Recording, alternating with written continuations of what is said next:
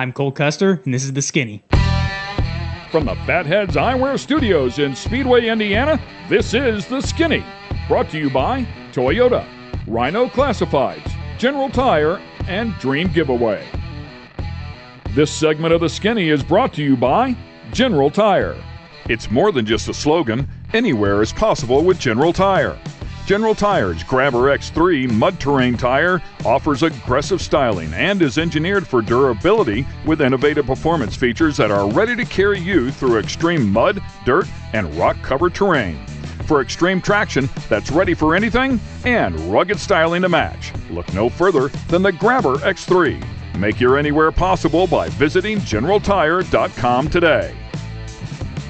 Welcome to The Skinny, ladies and gentlemen. Ken Stout and Rico sitting alongside. Welcome back to the show, brother. Thank you. I didn't know if I was allowed anymore.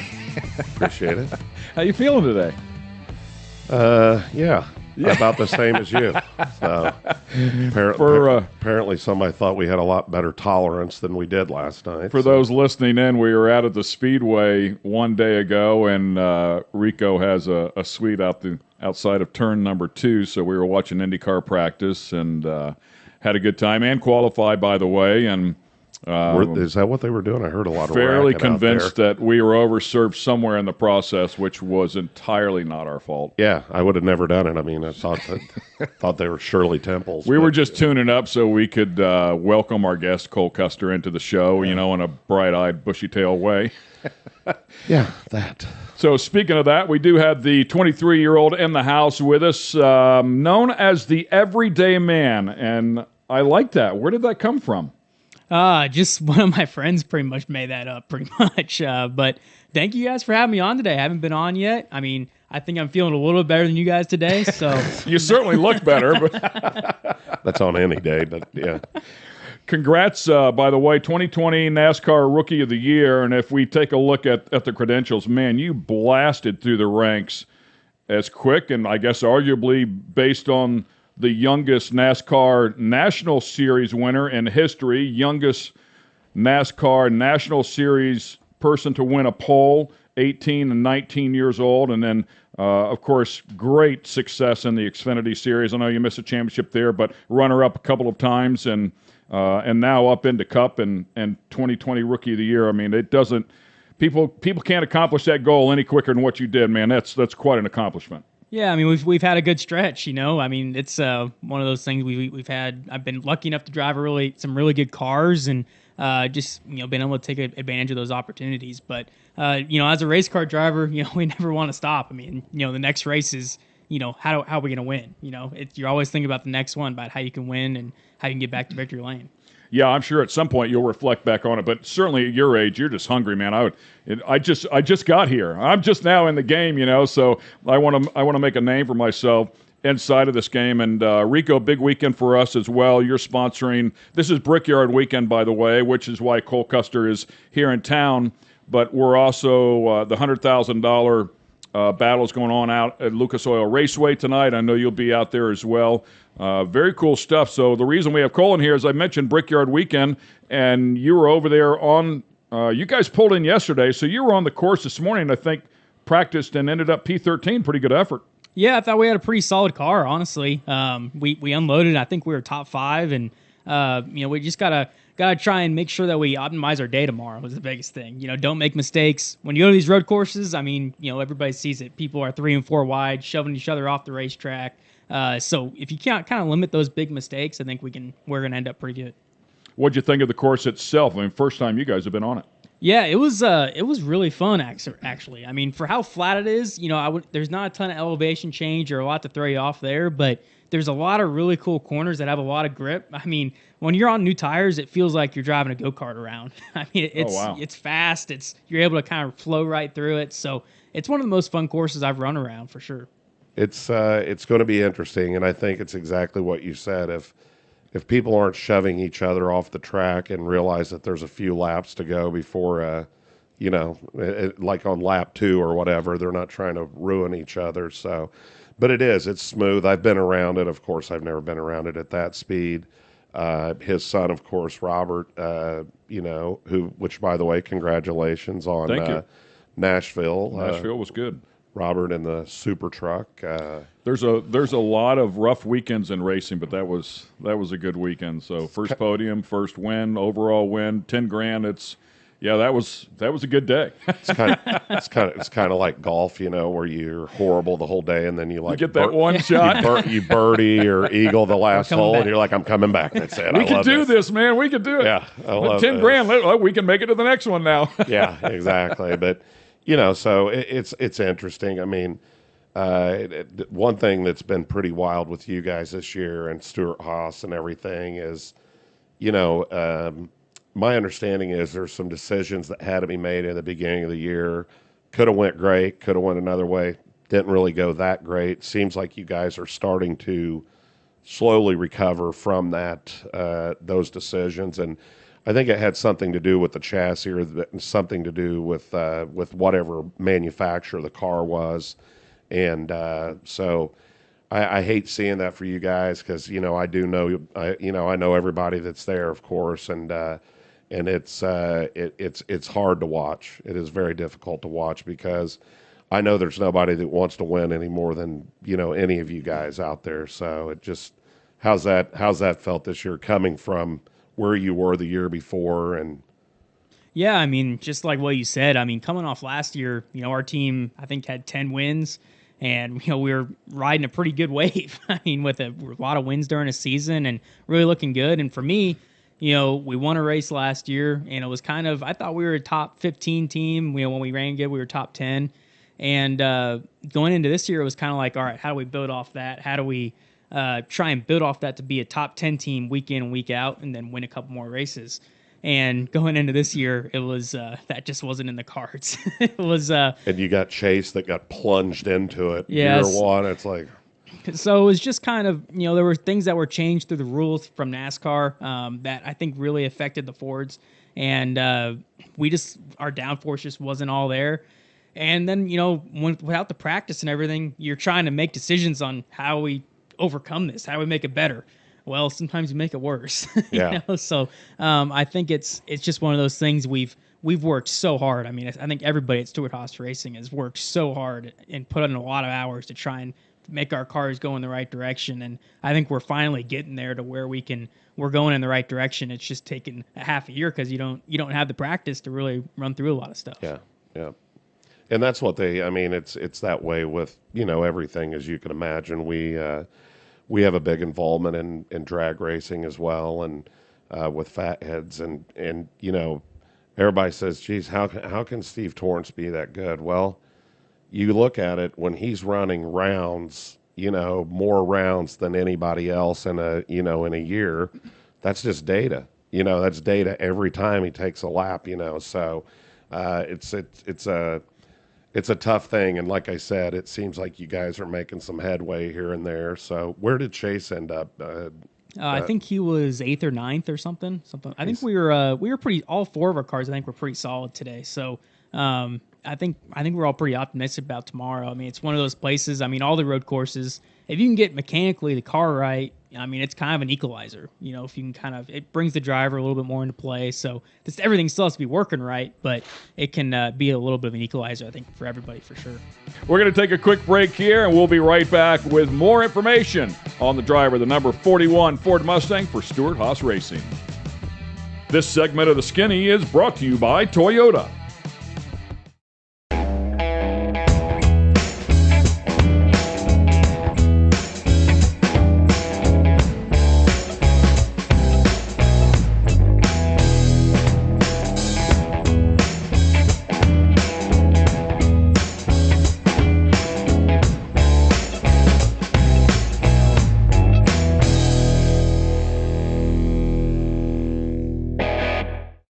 This segment of The Skinny is brought to you by Rhino Classifieds.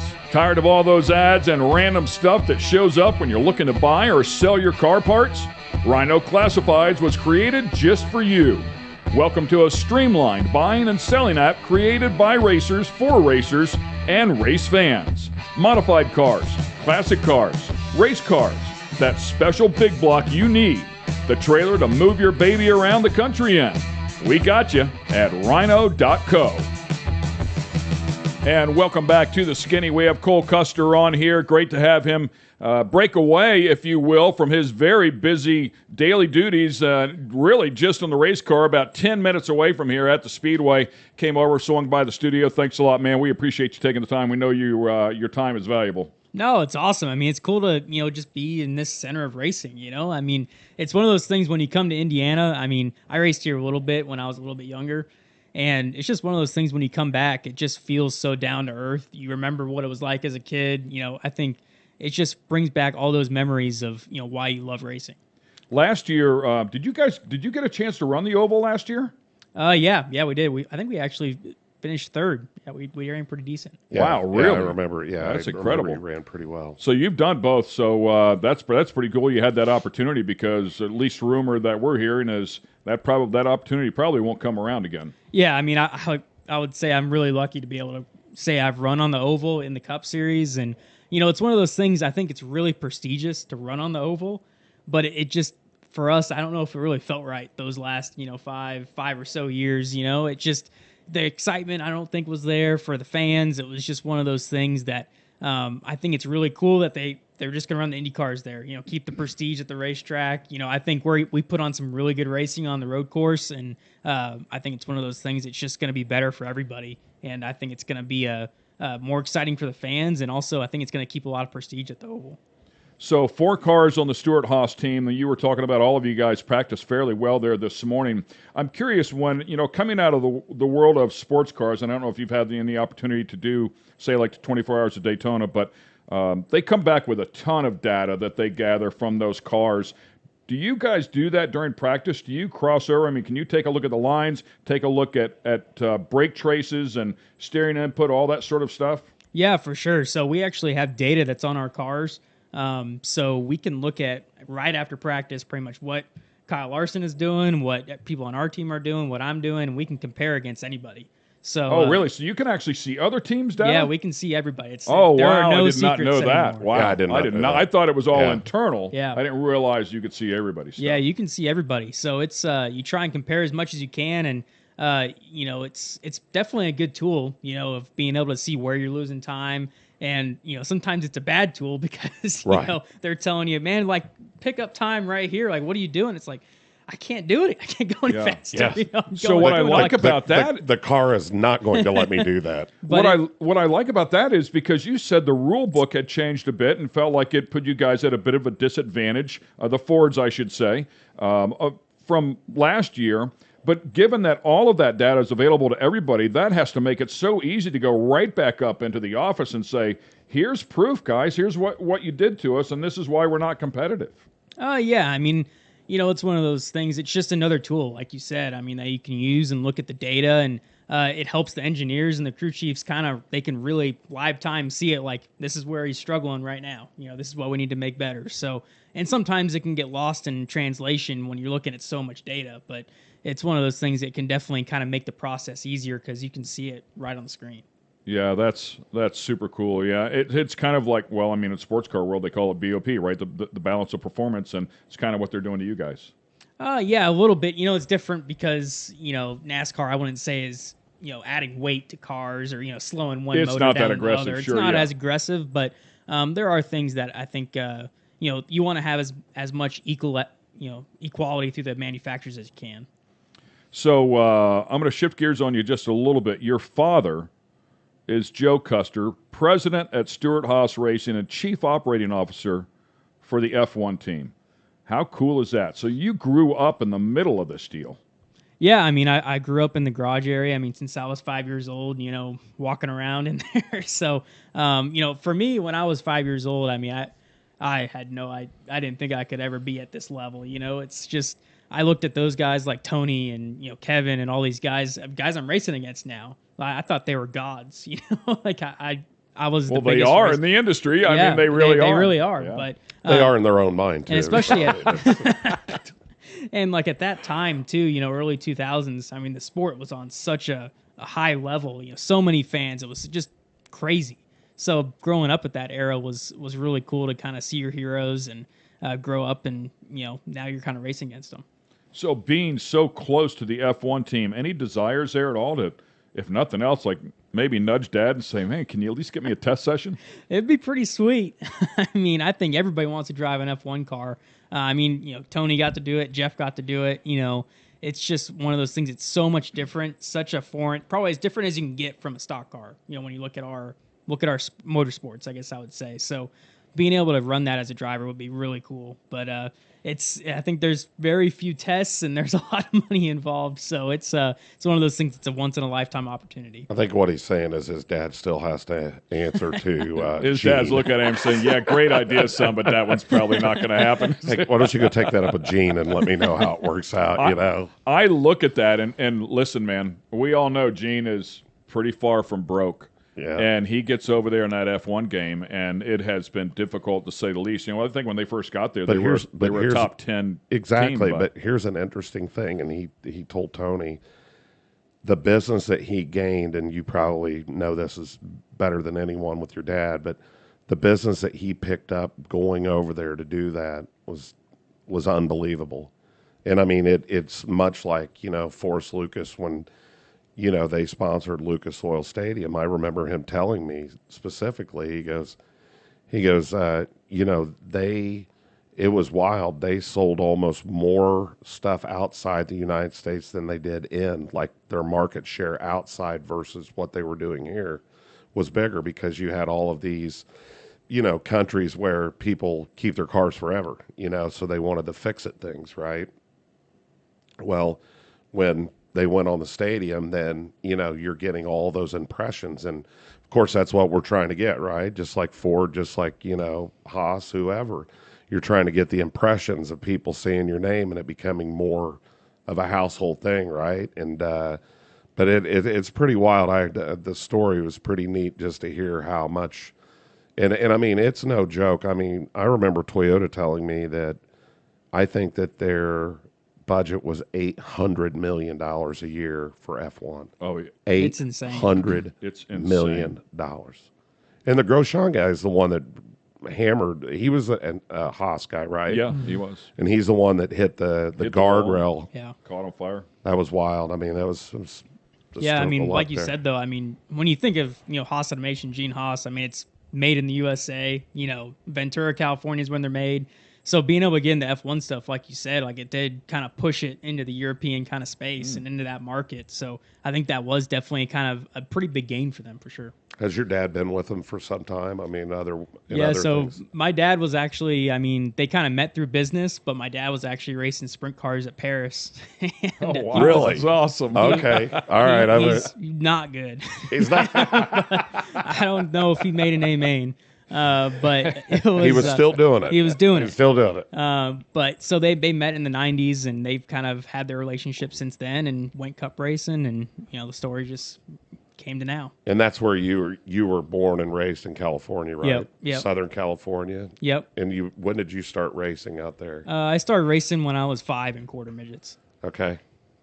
Quarter midgets. So were you the one hanging your head out the side of it? Yep. I don't know if I was extreme as some of those kids. I mean, it seems a little dangerous, by the way. It seems like some people have lost the lean. I feel like when you see quarter midget racing now, they've stopped leaning as much. But it's probably not a bad idea. Yeah. Just throwing that out there. I mean, better for self-preservation. Yeah, right. Thank you. Exactly. But that's one of the coolest things about quarter midget racing, I'd say. Yeah.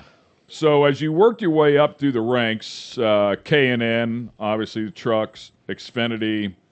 There's a couple of moments. You always have moments whenever you're working your way up through oval track stuff, but there's been a couple of spicy moments along your career with Tyler Reddick and John Hunter Nemechek, and you've certainly proven to be a scrappy individual when it's called for. Yeah, I mean, I think whenever anybody's in those situations where you're in the fight to win, or points and championships are on the line. I mean, I think one of the things that's awesome about our sport are the playoffs. It just brings so much chaos and so much emotion into the sport, really. So I think when you see that and you get, wronged or you feel like, somebody took you out, I mean, or cost you a chance in your team to win or move on into the playoffs, I mean, you're going to show your displeasure in that, I mean, you have to. I mean, if you don't do that, you're just going to kind of get pushed around. So it's it's one of those things. Sometimes you just gotta. It's part of the sport. You gotta stick up for yourself sometimes. Yeah, and as you said it really well. I mean, the emotions run so high. But for the fans at home, what is that like whenever you're actually at the racetrack? I know you get out of the car or in the moment. I mean, everybody's fired up. It's impossible to put into words how high the emotions are, the adrenaline pumping whenever you're inside of one of those cars, and wanting to react to the situation. But as a few hours pass and you're at the racetrack or you're at the track the following week with the same guys, you're all rubbing shoulders, man. You're walking by each other. 9 times out of 10, does it get settled, or what does it take for that thing to I mean, it's going on right now with Larson and Bell. I think 2 of the best friends, in the midget sprint car world, and now, at least rumor is, Bell doesn't even really want to talk to him. So, I mean, I guess it can't hit a point where the conversations stop. I think they were best friends until the Chili Bowl deal. Yeah, it started at the Chili Bowl. It started at the Chili Bowl when Kyle Bowl. drove around him. And listen, I know them both, I mean, pretty well. So, I mean, but that was a pretty tough pill. And Kyle didn't do anything wrong to him, but he definitely drove around him there with that unit. Well, I think it was just at Watkins Glen where they got together, if I'm not mistaken. So, I mean, it's one of those things. It depends on how it was handled, at that moment, and it depends on the 2 people involved and how bad the situation was. I memean, every single situation is different. So, if it's one of those things where you feel like they didn't make it up to you, or they don't feel sincere, or you're still gonna owe them one. So you're gonna take that with you. How hard is it to, let's just say, you get in a scrap with somebody after the race, you two, I mean, maybe you throw down after the end of the race. You wait a couple days, you see each other, say, hey, man, I watched the videotape. You watch the videotape. Man, I don't agree with what you did, but I see why you did it. Let's just agree to disagree. And you guys shake hands and you walk away. Invariably, at the end of that race, that'll be the guy that's right in front of you. Do you really let it go, or if the opportunity's there, you're like, here it comes, pal? Depends on the situation, but you're probably gonna remember, whether it's gonna come back to you pretty well at that point. It's gonna come back, yeah. So it's you're gonna race that guy a little harder. I mean, if it's that bad, you might move him out of the way or do what you got to do. But that's how it always works out, though. Whenever you have a dust up with anybody, you're usually riding in the truck, with them in driver in shows the next week. That's how it was. I mean, literally, Right. me and John Hunter, right after that, the next week, we rode in the same truck after. So it's how it always works out. What did you think of the dirt at Bristol? It was cool. I don't know. I wish, was that a real dirt track, I would say. You mean like Eldora? Yeah. Yes. Like Eldora that was promised that they would get the first cup race if they did the tree. Anyhow, go ahead. Eldora is a really good race for the trucks, but I think it's just one of those things that was really cool. I mean, being able to take a 3,400-pound stock car and put it on dirt and having to dodge ruts and see how the track changes and account for that, and all our guys who have never dirt raced before, trying to figure it out, so it's really cool. I mean, I think there are things that can be better for next year with the visibility and all the dust and how the track was prepped in a few ways, but I think it was a knock out of the park. I think having the dirt, you guys cars go back on dirt. By the time you guys got on it felt like the track was actually pretty cool, and it was a fun race to watch. There was so much weather that preceded that race in the previous weeks. Those guys really dealt with some pretty rough conditions before you guys got to it. I was there. It flooded. Yeah. It flooded Earhart Campground, which is where we were set with our merch trailer. And literally in the middle of the night, they had to hook onto our trailer and pull it across the road to higher ground because that's where people were on kayaks and all that. That's where we were parked at. I mean, we have glasses here as they float by. Yeah, right. We got ponchos. I mean, you'd be drenched getting here to get them, but Hey, we're going to take a quick break here. We still have plenty more coming your way. Cole Custer is with us.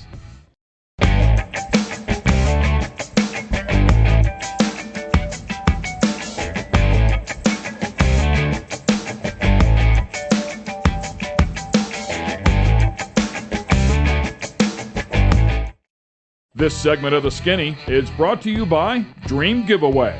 Dream Giveaway has been giving away high-end American muscle cars to raise money for charity since 2007. Dream Giveaway is known for giving away classic and new muscle and paying the federal taxes so the winners don't have to. For $25, you can jump in the game, and part of that goes to charity. You'll have a chance at winning some of the coolest cars on the planet. Check it out at dreamgiveaway.com. Once again, welcome back to the Skinny. We have Cole Custer in the house, driver, the number 41 Ford Mustang for Stewart-Haas Racing, and been able to chat with him a little bit as he's getting his career going at the Cup level here, second year doing that. As we take a look back at you picking your way up through the ranks, I wanted to ask you a question because 2014, you joined Haas Racing Development. So you were a development driver for them. As you progressed forward, you ended up driving for JR Motorsports or Junior Motorsports, and then 17 came back to Stewart-Haas. Tell us about that transition. How did that all work? Yeah, I mean, so we were racing trucks, and we were getting trucks from Turner Scott, and Turner Scott actually went out of business. So we did a deal with JRM, and we kind of was able to work in their program, and it was really cool to be able to work with Dale and Kelly and everybody over there. I mean, it's a great organization. And then actually Stewart-Haas moved over to Ford right there. And so we moved over to Ford and started getting the Xfinity stuff going, and that's pretty much what happened. So were there talks? Was your father there at the time when you were a development driver? Yes, yeah. So were there talks? I mean, did you think that you would just settle in right there and come right up through the ranks as part of the Haas in the Stewart-Haas organization? Were you surprised that you went somewhere else? At the time, SHR didn't have a Xfinity team or anything, so it was kind of, didn't really know what was going to happen really, and you're just kind of looking for a place where you can kind of develop and get better and win some races. So I think, at the time it was just kind of, go wherever you can kind of win. I always loved the name, by the way, Cole Custer. Cole Custer in the 00 car to me just screams NASCAR. It was the greatest ever, man, and it brought back great memories to me as well. When I was a little kid, I grew up in Clearwater, Florida, and in that Tampa Bay area, the Rudimans. I don't know if you're familiar with them or not, but the Rudimans came up there, and Buzzy Rudiman used to have the 00, and he was legendary. He was a good bit older than I was, but David Rudiman. Yeah, David Rudiman. I think the might have been the grandson of Buzzy. He drove the 00, Aaron's Dream Machine. But that's Dream Machine. But that was the 00 to me. So whenever I saw that pop back up, and like Cole Custer, I'm like, that stuff dreams and movies are made of right there. I mean, that's just a great combination. So why get away from the 00? It's just you don't care what the number is. You're gonna drive whatever. Just put me in a car. Yeah, if it's a Cup car, you're gonna run it. Right. But because that's the number they already own. Yeah. All right, was the 41, not the 00 in Cup. So. But the 00, I mean, Haas CNC Racing in the early 2000s, they had a Busch team, and Jason Leffler drove for it, and Johnny Sauter, and I was a really big fan of Jason. He kind of grew up in the same area as I was, and I think he raced at the same quarter midget track and everything. So I was a fan of Jason, and he ran the 00 Haas car. So I forgot that he was in that. That's why I always liked that number. Ever have any admiration or any desire to run the Chili Bowl? I ran a little bit of midget stuff, mostly like Ford Focuses when I was a teenager, and you can get in a late model younger than you can in full midget. So I never really got a chance to really run full midgets all that much, but there was nothing more fun than running open wheel dirt cars. I mean, there is nothing that you can say that can top that, honestly. I don't think. Well, get your teammate to put you in one. I know. I want to get back into it. It's just you're obviously always running around and you're trying to give everything you can to the Cup deal, trying to make it and trying to make sure you're giving your team everything you can. But it is something. I mean, if I was gonna do anything, I'd want to go midget racing. It's a really cool car to drive. So I got to ask you a quick question. How much interaction do you have with Tony Stewart, as a boss? And does he come in and, I mean, do you pick his brain about some stuff? Well, it's actually been pretty cool since, COVID's gotten better the last, 4 or 5 months or so. So he's been able to kind of come to the racetrack actually more, and it's been pretty cool. I mean, he's been pretty involved. He's gone to the comp meetings recently and kind of really, he's been trying to figure out, how to help us, and it's awesome to have Tony as a boss, honestly, because you can sit down and you can talk to him about these problems we have or what we need to do to do better. And he's been there, he's done that, he understands it, and he knows how to help. So it's one of those things. He's a great guy to help steer the ship in the right direction. So before we wrap things up here, I've got to ask you a question. You had a street sign when you came here to Indianapolis. How cool was that? I need to go see it. I still haven't seen it, so I need to rip that thing down. do they hand them out to you? What do they do? We'll get it for you. Yeah, just stand by. Let's get past Sunday. Yeah. See if we can't make that happen. No, it's pretty cool. I saw a number of the drivers, the IndyCar drivers as well, down there having photos and stuff taken next to their street sign. So I didn't know if you had a chance to get downtown and do that or not. Even Sunshine has one. Does he? Winning the BC 39. Oh, very cool. Yeah. Great moment. Man, we want to wish you the best of luck. Hope you have a great time out there on the road course. It certainly seems like a lot of fun. Thank you. Yeah, I appreciate it. Hopefully we can get these fatheads in victory lane. So that'll wrap things up here with Cole Custer. Make sure you keep an eye on the number 41 Ford Mustang. We wish him the best of luck throughout the rest of the year. We're going to take a quick break here, and when we come back on the other side, Michael Young, the track dude, has some great stuff with Chase Elliott. Stay tuned. We'll be right back.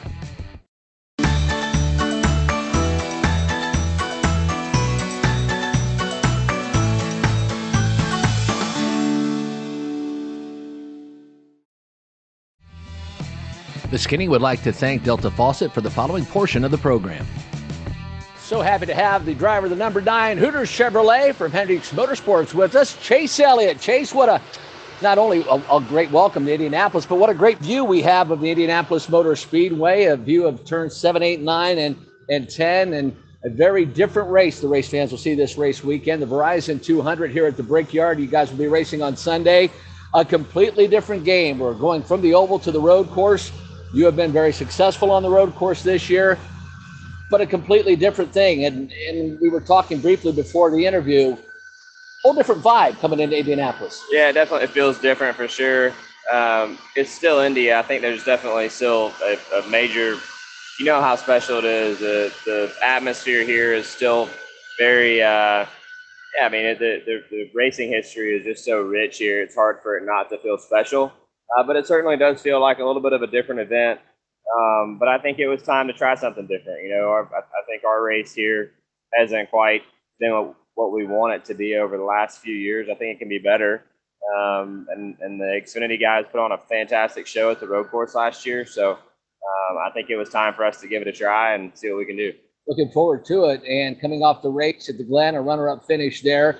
You come into the race this weekend, and after we're finished with that, a very special event Wednesday and Thursday, the BC 39 for the late Brian Clausen. You'll be running a midget car out in the quarter mile, which is down in turn 3. So a lot of racing down here. Yeah, a lot of racing, and I'm excited about it. You know, I mean, it's like I said, well, first off, you know, I feel like Mr. Penske's done a fantastic job. We were just admiring the grass. So I'm sure the dirt track, he's done just as good of a job keeping it up and going too. But you know, this is an exciting week. You know, it's not every week I get to go race 3 or 4 times, you know, in 7 days. So I'm looking forward to that. We'll try to have some good runs. You know, this is going to be a challenge. I mean, I think a lot of people think about this road course and they just kind of assume everybody's going to adapt really fast and it'd be normal. But this place is super flat. It has no elevation.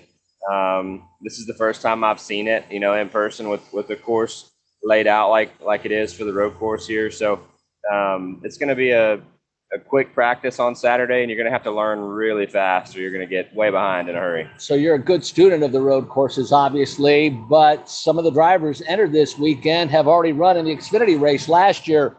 Advantage for them?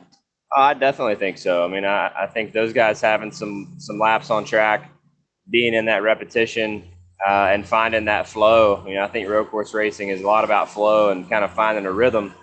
Those guys already have that. So absolutely, I think that's a huge advantage, you know, to be able to start practice where I think the majority of us that haven't been here are going to be working on trying to find a rhythm in the racetrack. Those guys can find the rhythm, you know, within the first 4 or 5 laps, and they can go start working on their car, which I think, you know, for me and most people is going to be more about learning the track. And that's kind of where my head's at currently.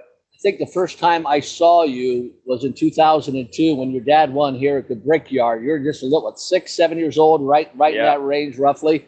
And of course, the legendary Dawsonville, Georgia, where you come from. I actually hopped on Google Maps a little bit earlier today to see what Dawsonville was like. And you get down by the Dawsonville pool room, and I saw Bill's Country Kitchen on the outside of town. It's a really small town. It is a small town. Dawsonville is grown a lot though, with kind of the way the land lays, and as Atlanta has expanded north, like everywhere else in the world, as towns grow, they've kind of grown and continue to come our direction, even as far outside of the city as we are. But it's home for me, and enjoy living there. I think it's a great area, and look forward to try to spend as many days as I can around there. Georgia Racing Hall of Fame, also in Dawsonville, Georgia. You're a 2-time recipient of Driver of the Year.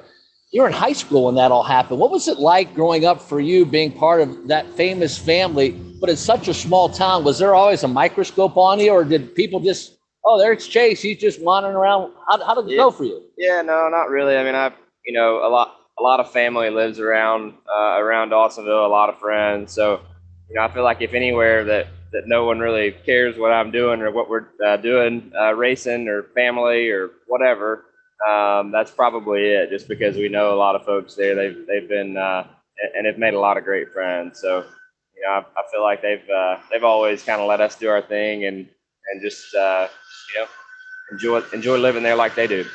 You got an athletic build to you. Were you a sports guy growing up in grade school, high school? Did you play anything else besides just driving a car? Yeah, no, I started, I played, like football and baseball in middle school, but that was really about it. And I love sports. I, would have loved to have kept going. But as I got later into middle school, it just became hard with the schedule. And there was one year I wanted to try out for the baseball team, like 8th or 9th grade. But even if I made it, I was going to miss a bunch of games. So it was one of those things where, obviously I wanted to race and that was my focus. But at the same time, I did want to go do some of that stuff too. But, looking back, I'm completely cool with how everything's worked out and glad I took the time to go and race and enjoy that. What position would you have played had you made the team? That's a good question. I don't know. I might not have made the team. So I don't know. That's probably more of the reality of what it would have been. It's funny looking back at this season, the beginning, Jeff Gordon had you on the broadcast and you played a prank on him over the PA. Now he's going to be the vice chairman of Hendricks Motorsports.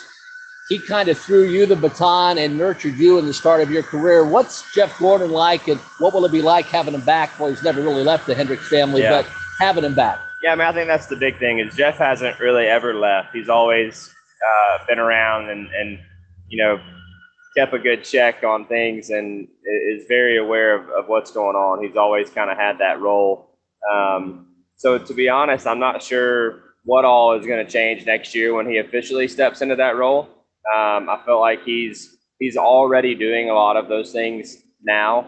And I think probably just to maybe help that transition be easier for him, I'm not sure. But so far he's been easy to work with. And at the end of the day, he is a racer and he understands what it's like on the racing side of things from a driver's point of view, which is good.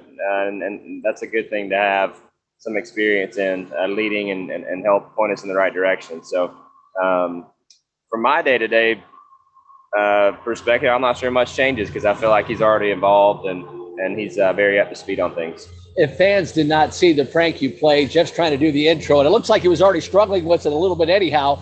And then somebody comes over the public address and ruins it every time. Yeah. Was that your idea? That was not my idea, but it was. He impressed me that day because I really thought he was going to get mad, but he kept it cool. So we'll have to try to get him better next time. SRX race, Nashville, a couple of weeks back. You got to race with your father. You end up winning the race. Your dad got on the podium with you.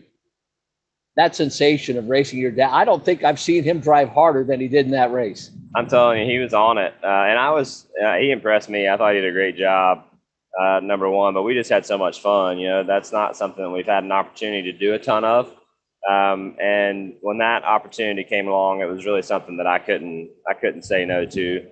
I had to make that work, and we really just had a blast with it. And it was a good show too. He and I were, the way it worked out, we raced hard for that first heat race win. And then, I thought he and I were going to be racing for the win of the feature there in the closing lap. So overall, it was just a good event. And then two, obviously to show some support to the fairgrounds. The future of that place is certainly kind of up in the air. I don't know that anyone really knows where it's headed But what a great facility and a great town, a town that is just eager and hungry for a NASCAR race. And I look forward to trying to continue to show my support, and hopefully it makes a difference.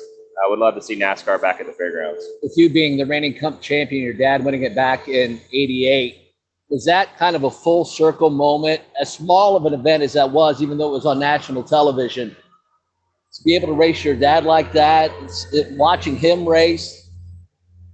Yeah, I mean, different, right? Because I wasn't around for a lot of his heyday through the 80s. So really the memories I have of my dad's racing were the early 2000s with Ray, and, vague memories of his win here. That's really all I got to look back on with his career. So, but those were the years that made me want to go race.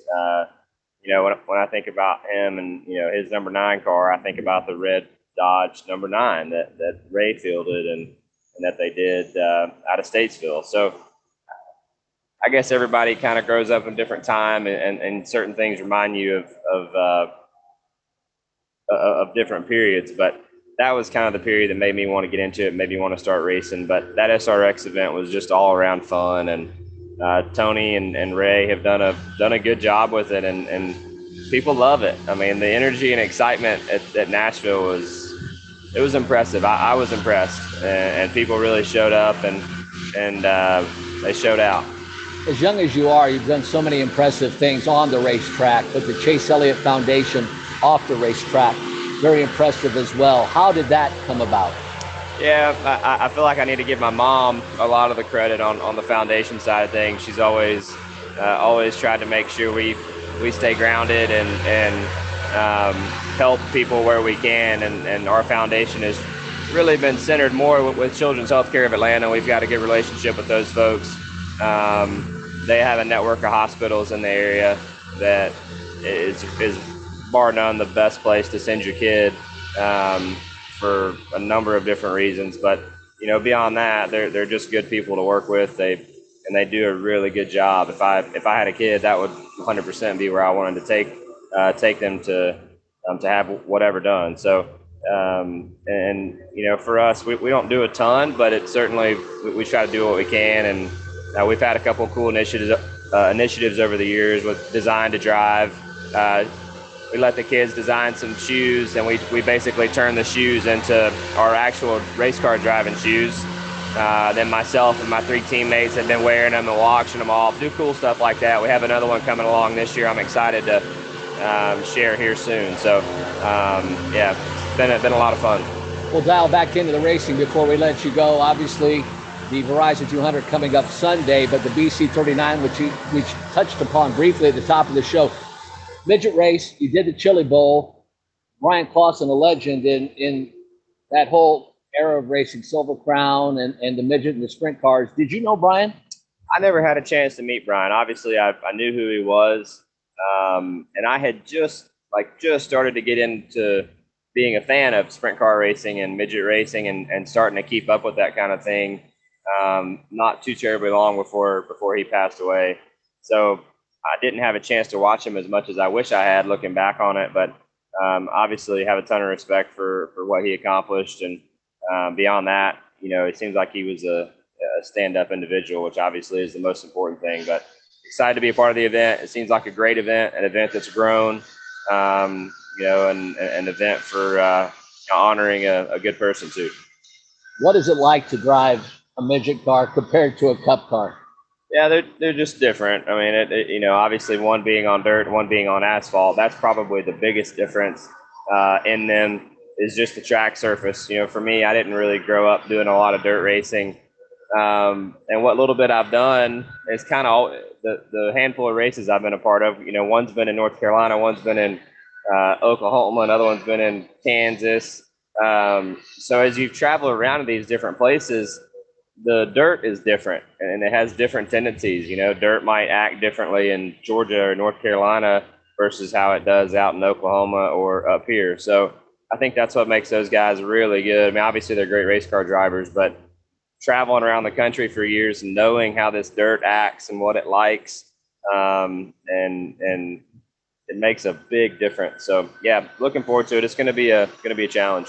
Someone had a question. How long do you think the race is going to take on Sunday? Time-wise? Yeah. That's a good question. I mean, typically our events are, 3.5 hours is kind of the number we always use. But like last week was way shorter than that. I think that race was like 2 hours or just a little over 2 at Watkins Glen. So, if you don't have any cautions and things go green, it can go by quick. But typically 3 hours is a pretty safe bet. Two-stopper? Well, we'll have to wait and see. I mean, I think you're probably going to end up having to stop 3 times when it's all said and done. But, it's you never know how the race is going to play out and how many caution laps you get and things like that.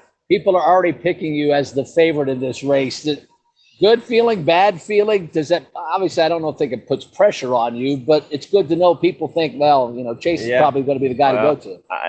It might tell you how maybe I don't know if they've been paying attention or not, because I've never been here. So that makes a big difference, so I'd be careful with that one, because I know absolutely nothing about this track. And like I said, I've never even made a lap on it. So we'll have to wait and see, but it's going to be a fun weekend. It's going to be a weekend that goes by quick. That practice session is going to be crucial on Saturday, and we got to make sure we get all of it. Well, you've always been a quick study. We wish you all the best this race weekend, not only in the Verizon 200, but the BC 39 on Wednesday and Thursday. Best of luck. Yeah, thank you, guys. That's Chase Elliott, driver of the number 9 Hooters entry, the Chevrolet for Hendricks Motorsports. Thanks for being with us here on The Skinny. This episode has been brought to you by Toyota, Rhino Classifieds, Dream Giveaway, and General Tire. For the latest in sunglasses, optical frames, accessories, and apparel, be sure to check out fatheads.com. That's Fatheads with a Z.